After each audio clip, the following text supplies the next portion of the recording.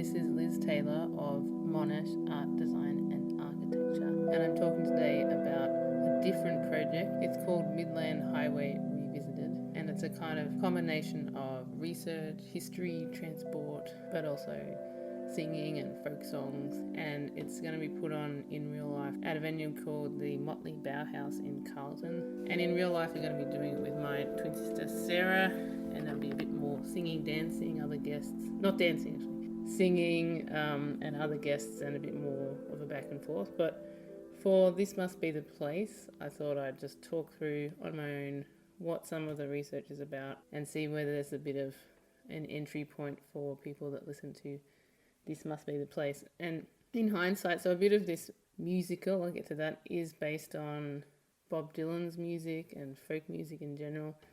But I was reflecting that I could actually have done a whole similar project about the song This Must Be the Place, from which the podcast gets its name, which has all these other connections into my life and other people and other people's relationship with that song, the Talking Heads song. And it includes the fact that some people think the name of the podcast references the John Batman alleged quote, "This must be the place for a village," which would be more clever than the name actually was. David and I just like the song and think it has a bit of geographical theme to it. Anyway, that's not in a musical, but what is in this almost a musical is a lot of research on the history of a particular place and the relationship to infrastructure and to housing. But at the same time, it's a musical, kind of. Okay, so this project is called Midland Highway Revisited. It's an investigative musical from a haunted house. Sometimes we call it a lo-fi investigative musical from a haunted house, because actual musicals have like a big cast and a whole band and, as mentioned, singing and dancing. Ours isn't quite that. It's really just two people, more or less, and a couple of instruments. But an investigative lo-fi musical from a possibly haunted house. The hosts of the show are going to be me and my twin sister Sarah, and we're kind of leaning into the Grady twins from The Shining, or Patty and Selma. What we're going to do is spend about an hour, if we can manage the time constraints, telling you about a possibly haunted house on a possibly haunted Midland Highway. We're going to do that through a series of short, true stories with songs. Most of them original songs, some of them are folk songs or slightly borrowed folk songs. And our starting point is that someone, Kent, said that when they slept alone in this old house by the Midland Highway, he had the, quote, most intense fever dreams of his life. In the dream, he had been lost inside a ghostly spreadsheet document. He said he thought it must have been the asbestos walls. So we lean into that dream and we ask who or what really haunts the house on Midland Highway. Also, is it really haunted? You know, obviously the answer for that depends on what you mean by haunted. So managing expectations and maybe offsetting a few fears here. We both do and do not believe in ghosts. It's a kind of a tongue-in-cheek reference to ghosts and haunted. There's a few kind of haunted instruments and things we've found, but really a lot of what we're talking about is the way that haunted just means history, and all love songs, all love stories are ghost stories. It's just the past in a way. Also, we both have PhDs, so we sometimes quote things from books in the show. We have to keep managing how much we do that. In terms of the production of the musical, if people have theories during the show about how crazy we are or what they think we're missing or what they think's going on, we're going to invite theories to be submitted and we'll try and integrate them into the songs. But in the meantime, I guess you could email me and let me know what you think of all this, just what I'm introducing today. So the title's obviously Midland Highway Revisited. It's a riff on Bob Dylan's Highway 61 Revisited, which we'll get to. But what is the Midland Highway? It's a highway, not a famous highway. It runs in an incomplete circle through central Victoria, Geelong, Ballarat, Castlemaine, Bendigo, Shepparton, Mansfield. It often seems to always be there, actually. And along the way, it turns at a town called Elmore, which is sometimes left off maps. The house we're talking about is on the Midland Highway in Elmore. I'm there now. And it used to be a Return Servicemen's League, or RSL, hall. And our concept in leaning into the dream as a kind of starting point, the fever dream that Kent had. We have to ask, what is a fever dream? It's a strange situation. It's either something that's so weird that it feels like it's a dream, or it's a dream that's so weird that it feels real, or vice versa. It's a kind of like we don't know the difference between dreaming and waking, I guess. Kent thought this dream, nightmare, whatever, was about spreadsheets. He blamed it on the asbestos walls in the house. So, next question, what is asbestos? It's a naturally occurring heat-resistant material. It's famously carcinogenic, dangerous when disturbed, although that is true of a lot of things. That's part of the show. It was widely used in Australian buildings from the 1950s to the 1970s. It's not known to haunt dreams or anything, but it obviously haunts houses and housing history. So that's part of our list of ideas about what's haunting the house is asbestos. The other starting point would be for any haunted house idea is who's lived in the house and who's died in the house. What do we know about that? Done a lot of research here. Some of it we know from public records, like looking at property titles, old newspapers, also the local museum and talking to people. But we also know that it's on Dja Dja Wurrung country and that the Dja Dja Wurrung have lived here for tens of thousands of years. Not that the property title or many of the newspaper articles are going to tell you that. You'd need to read before and between the lines. So with a much longer history of the place, in the mid to late 19th century, this area, the country land was settled and brought under the Torrens title system, which are both euphemisms for a kind of magic disappearing trick that made it possible to clear, fence, subdivide and sell land and turn it into little parcels of land, and that's the parcel of land we know about here. So in 1899, a brick house was built here. In 1922, someone called Jane Swindale died inside the house. She was described as a relict widow and a colonist of 67 years, which at the time was a compliment, I think. She died, quote, at her residence, de Laval, which is apparently the name of this house, we found out. I've tried spelling it backwards, like red rum. I don't think it says anything. It's a name. The name actually is just like a lot of things around here. It's named for a place in England, Seaton de Laval Hall, where the Swindales came from. The family back there was known as the Gay de Lavals, and there's a book about them. They were a theatrical family, and they enjoyed pranks like turning the furniture upside down while guests were sleeping. So Jane Swindale, who died in the house in 1922 in a possibly upside-down house named for another upside-down house, she goes on our ideas about who might haunt the house. But there is a different kind of upside-down at play here. The Dja Dja Wurrung use the term upside-down country to describe the enormity of impacts from colonisation on the land, from agriculture and gold mining, how what should have been below now sits on top. So another suspect for haunting the house is this much bigger suspect or explanation, which is colonisation and its impacts, or the colonial cult of forgetfulness.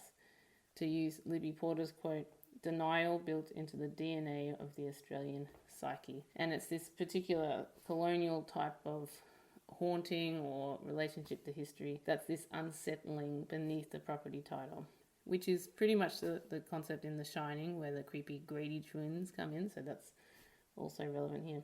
We're going to put colonisation and the cult of forgetfulness on our list of suspects, and really it underlines all of them. So after Jane Swindale, who died in 1922 inside this house, the next owners were the Returned Servicemen's League, or RSL. The house was the local RSL hall from the 1920s to 2001. The RSL guys took most of the walls out, made it into a hall, and they put a bar in. And you can see from the property title that the RSL guys drop off every few decades after the war. We heard also from a long-term neighbour that by the 1970s, the RSL hall was also used for things like brownies meetings. And when she was a girl, she was asked to set up by herself, and she saw a man in a suit walking calmly past her, one of the RSL guys, she thought. But then she realised, she said, that he had walked through a tapestry and through a solid wall. She said, he didn't want to leave, and I didn't go back on my own. And she said, of course, your house is haunted. She thinks that. Maybe we'll include that on our theories. In any case, it's not hard to conclude that returned servicemen would be haunted by something. Where they left their ghosts, we don't know. But we know they left a lot of beer bottles here because sometimes we still find them in the yard. And there's other little signs of them, like the place where they had the picture of the Queen and where the honour board used to be. They were here for a good time, maybe for a really long time. So we're going to put the RSL on one of our ideas about haunting the house. So that brings us up to 2001 in the house's history. And for the rest of the Midland Highway Revisited show, which will have a lot more voices and singing and so on, we're going to go through a few theories, some of them kind of serious history, transport things, and some of them a bit more like storytelling, including thinking about how we ended up in the house and what our own relationship to property and towns like Elmore might be. But within that kind of remit, we're asking who or what might haunt the house on the Midland Highway, and also, is it really haunted? Which depends, of course, on what you mean by haunted. But we take, like a lot of folk songs, take the view that everywhere is haunted if you pay enough attention. And imagine Sarah here singing the song properly. She's the real singer, but the little refrain is every house is a haunted house.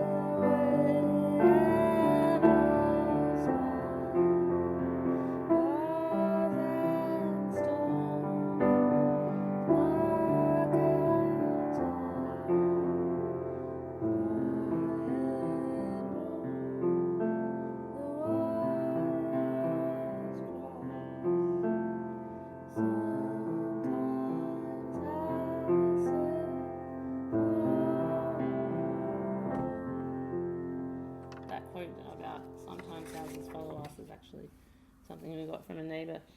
So the next section we're going to talk about how, well, okay, maybe every house is a haunted house if you pay attention, but not every house has been an RSL hole, and not every house has a possibly haunted guitar. So we have a guitar on the wall here in the house. It's been hanging there for quite a few years. There's actually writing scratched on the back of it. It doesn't have any strings, but it's got this message from the past, probably the 1990s, we think. And it says, "I love you, Vinny, signed with love and kisses, Lorraine." And then there's 13 little XO marks and some stuff about Elvis, like in love hearts and stuff. The guitar belonged to a couple who lived in the house before us, after the RSL guys, Vincent and Lorraine. They're on the property title. And we know they bought it after the RSL sold it in 2001. But we also know that they divorced a few years later. You can see it, the names dropping off the title. And that Vincent remarried, but not long after that, he died, aged 44. And it was another younger widow of Vincent that sold the house in 2007 to us. That's me, Sarah, Andrew. All of us are twins, just to add to the creepy shining factor. So did the guitar get left behind? Not exactly, kind of. It found its way back, basically. People in town connected us back to this guitar, and we started to think that, well, maybe Vincent haunts the house, but also maybe his guitar haunts the house. And we're thinking about taking it down to Melbourne for the show, but then we're like, what if it's found its way back? Because it's got... Anyway, what else do we know about Vincent. We knew fairly on that he'd also been a musician. The City of Greater Bendigo website 2007 said, Vincent is a well-respected singer-songwriter and performer from Central Victoria. He has been and is still, he's not now, but front man for his own bands, playing and singing various styles of music from folk, Irish, country to rock and roll, which is kind of what Taylor Project does as well, without the rock and roll. We found out later that Vincent was a theatre actor, a leading man in Bendigo community theatre productions. We've never seen a picture of him, but we know that he was in theatre, partly because his obituaries mention it. They include this one, and yes, part of the research for this investigation, we did look up his obituaries at the State Library, so it's a fine line between nosy and research, I guess. Vincent, also known as Captain Bertarelli from Allo Allo, Billy Crocker from Anything Goes, the Kralahome from The King and I, High Priest from JC Superstar, A Fond Farewell.